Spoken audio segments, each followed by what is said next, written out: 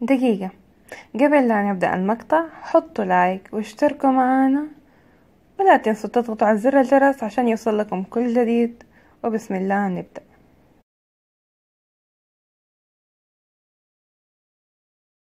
بسم الله الرحمن الرحيم. اللهم صل وبارك على سيدنا محمد وآله أجمعين. صلوا عليه. مساكم الله بالخير والرضا والسرور.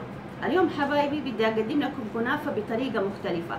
قبل كده أنا نزلتها على قناتي في اليوتيوب بالموز وبالجبنة.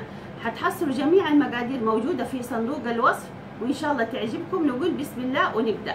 قولوا لا إله إلا الله وصلوا على سيدنا محمد وآله أجمعين. طبعا الكنافة أنا سيحت السمن وحفركها مظبوط بالسمن، وححشيها اليوم إن شاء الله بالكاكاو. حطوا أي نوع كاكاو تحبوه، وكمان ححشيها بجبنة كيري، وممكن تغيروا الجبنة، كل واحد هذه حاجة اختيارية، بس أنا حابة اليوم أحشيها بالطريقة هذه. حفرك الكنافة مظبوط مرة واحدة. الكنافة عندي جاهزة، ممكن إذا ما تحبوا السمن النباتي ممكن تفركوها بزيت أو زبدة. عندي هنا الصينية حقت الكب كيك، حبخها ببخاخ الحلويات، وحاخد جزء من الكنافة أفردها بالطريقة هذه.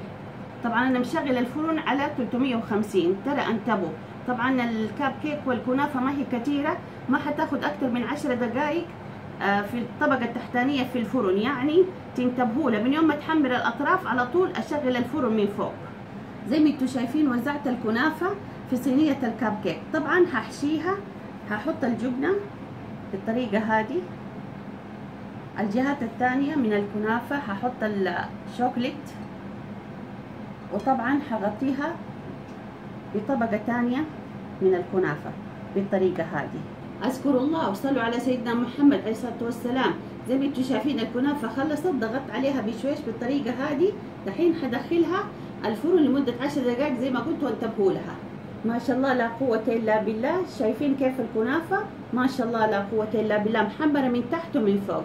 حسيبها بس 5 دقائق وحديرها في الصحن، وبعدين أوريكم كيف نزينها. لازم تبرد شوية. شايفين كيف الكنافة؟ مرة شكلها ما شاء الله كيوت وحلوة. طيب حخليها تبرد وأرجع لكم نشوف كيف نزينها ونقدمها إن شاء الله. ما شاء الله لا قوة إلا بالله. طبعا واحدة عندي حطيت عليها كورة تسكريم، وهحط عليها صوص الكرز عملته بيتي، وحبة كرز عليها بالطريقة هذه.